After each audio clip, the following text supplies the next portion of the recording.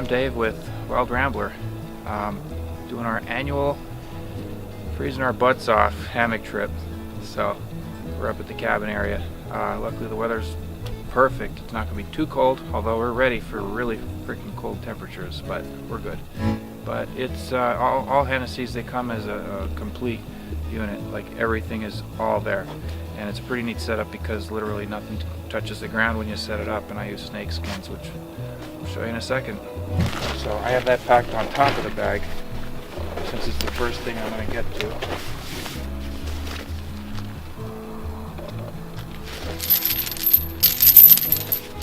I made up my own tree huggers. Basically it's about 15 feet of webbing, daisy chained for storage, and beaners and wrap rings.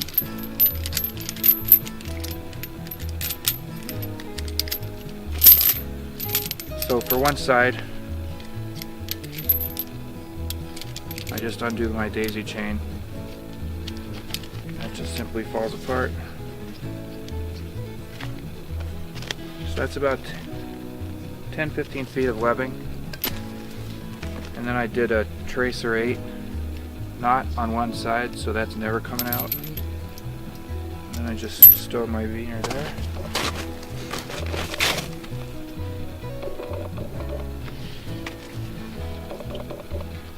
How high up the tree do you normally try to go? Is that kind of dependent? Yeah, I think a little bit higher than comfortable to reach, because you can always go lower.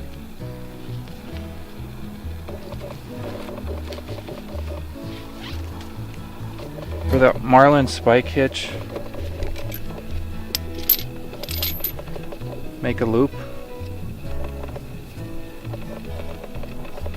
Then I come up above it, pull that down where my finger is where the beaner goes, and then you pull it tight. Pull your slack line tight. Yep. Now that's not going anywhere, and I can readjust it if I need to. But the cool part about this is after you're hanging on this all weekend long, that knot is tight like a rock. All you have to do, bring your beaner out, it comes loose. So now I have it here, the Hennesy Hammock, the Survivor ASIM. And ASIM, for me, and I think for them, it stands for asymmetrical, which means unlike laying like a banana in a hammock, you're actually, you can lay sideways in it, which means you're laying flat, because I'm a side sleeper, not so much a back sleeper.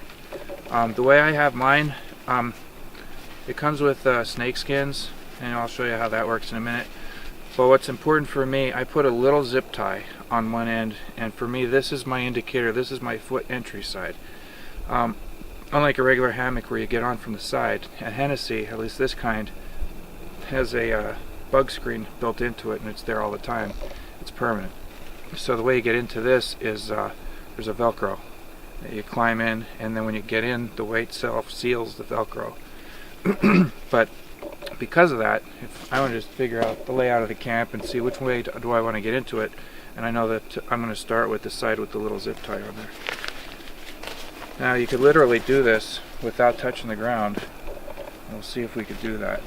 But this is the suspension line, and I use the wrap ring system.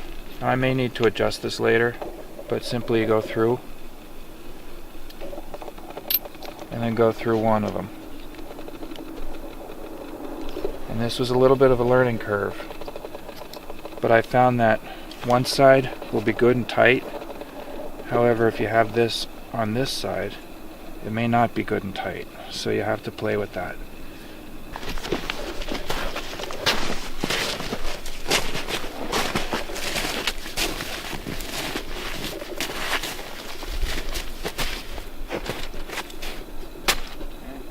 Alright, so now we came to the other side.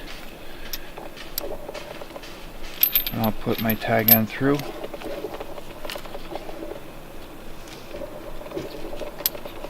And then I'll come through again, but only go through one ring.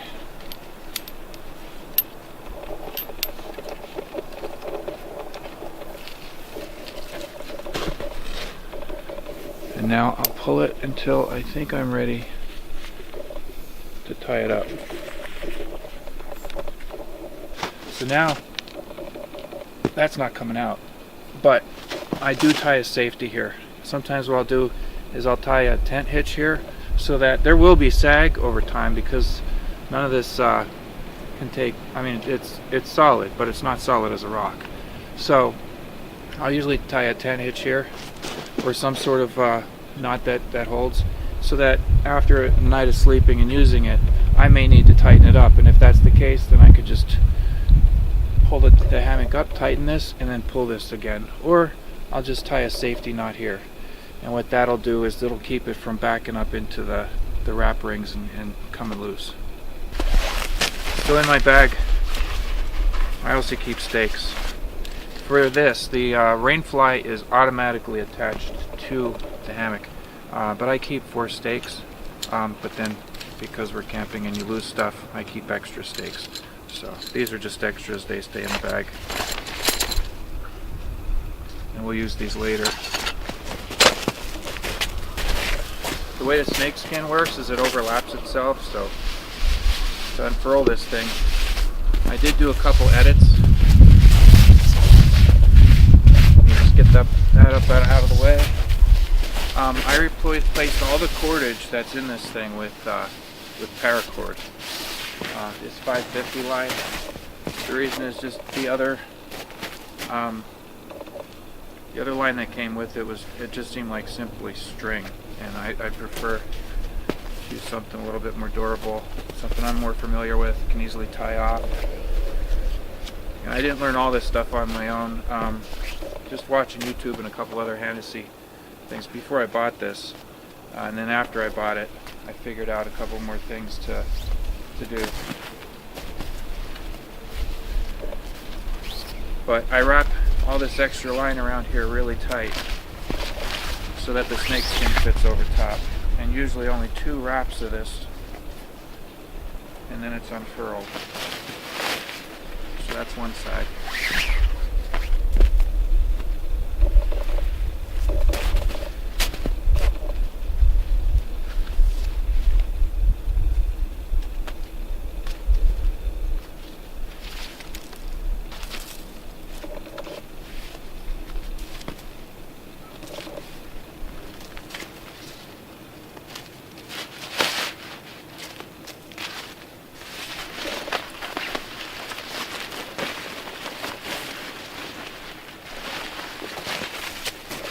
The other side.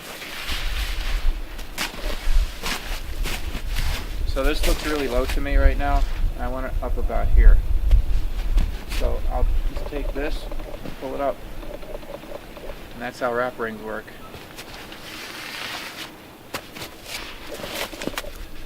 Then what I do, and just to show you, this is the underside of the rain fly. I'll just throw it over here for now. This is a ridge line just for the rain fly. So when the rain fly's over top, I have this little knot. When I'm ready, I'll just pull this tight, and this keeps the rain fly from touching the top of the hammock. Now this is the bug net, and what's asymmetrical is I'll take this, ignore this little guy, but I'll take this and stake it into the ground, and this goes off in this direction where the trees are this way.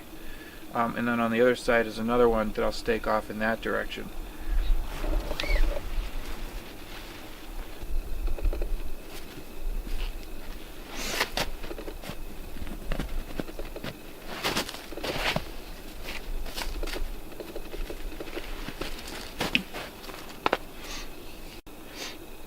So I tie a hitch here, and this way it gives the hammock some shape on one side.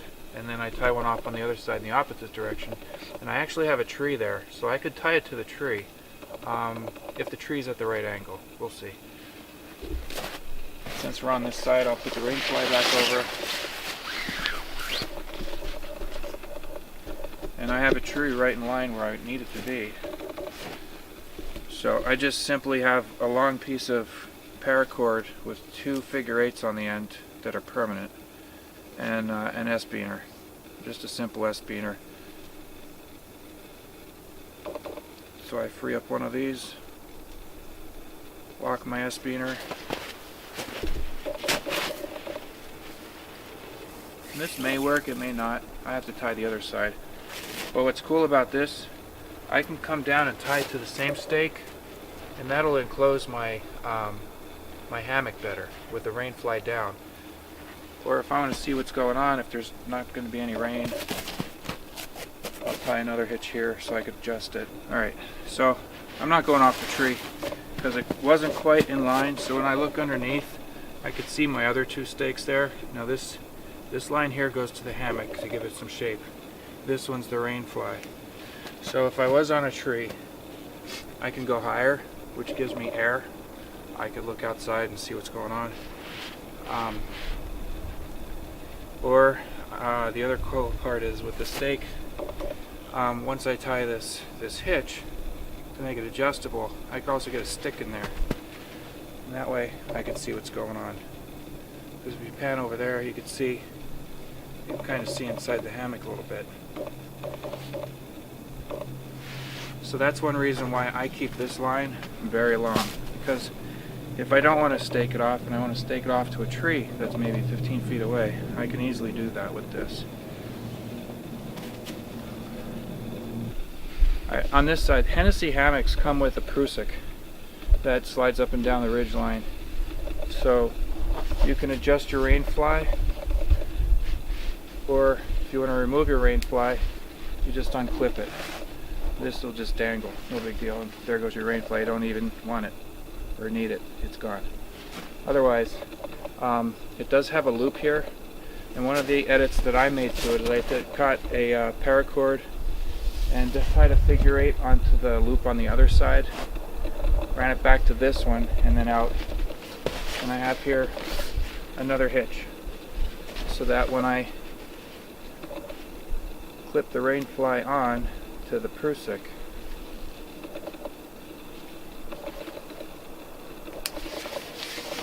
I could then tighten this so that the rain fly stays off of my hammock, and I can adjust my prusik to make it real tight. And you can see how much space there is here widthwise within the hammock. Now that I've hung the hammock, and I kind of like the height, I have a lot of extra space here. I kind of want to bring it up again. So all I have to do is pull on the tag line through the wrap rings, and it brings the whole hammock up. Okay. So from here you should be able to see a nice gap here. That keeps the rain fly off of the hammock, and that could be tightened up, especially if it snows and things get weighted down on here. I could tell you that I did sleep in a thunderstorm in this hammock a couple times, and the most I needed to do is take the earplugs out of my pocket and stick them in my ears, and I went right back to sleep. However, I was worried about rain traveling down here and getting into the hammock. I could tell you it just doesn't.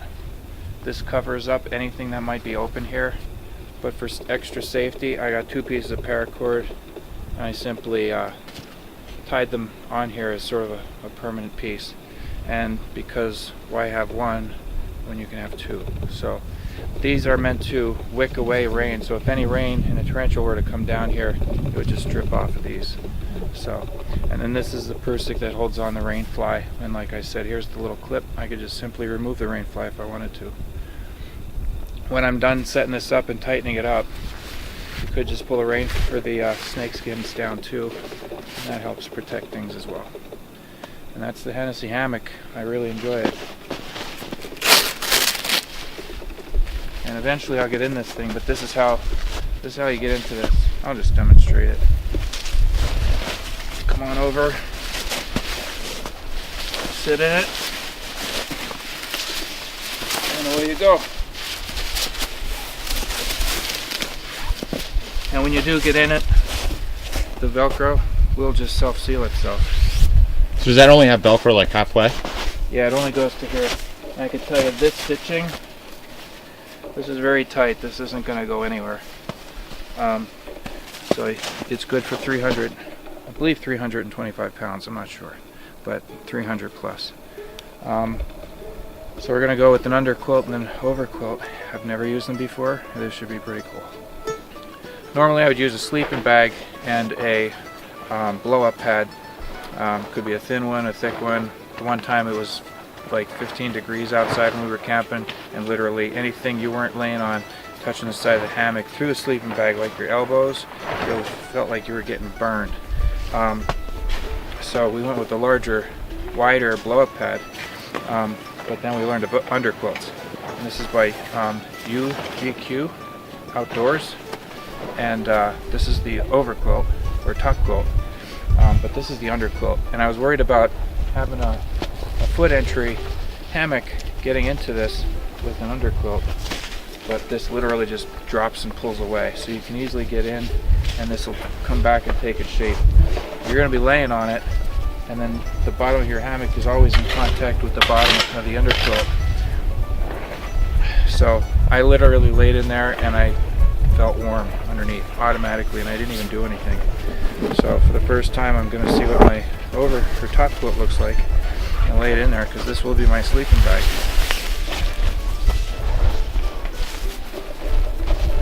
From what I understand, you don't get into this, you don't lay in it like a sleeping bag. It kind of looks like a mummy bag with no zipper.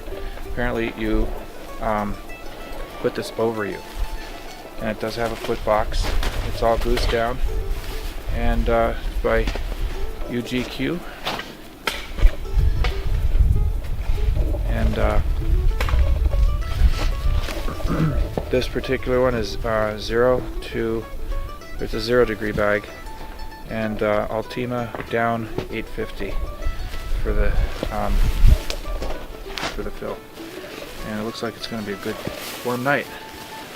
So that's my Hennesy Hammock setup. Hope you enjoyed it, and for Wild Rambler, this is Dave, and out.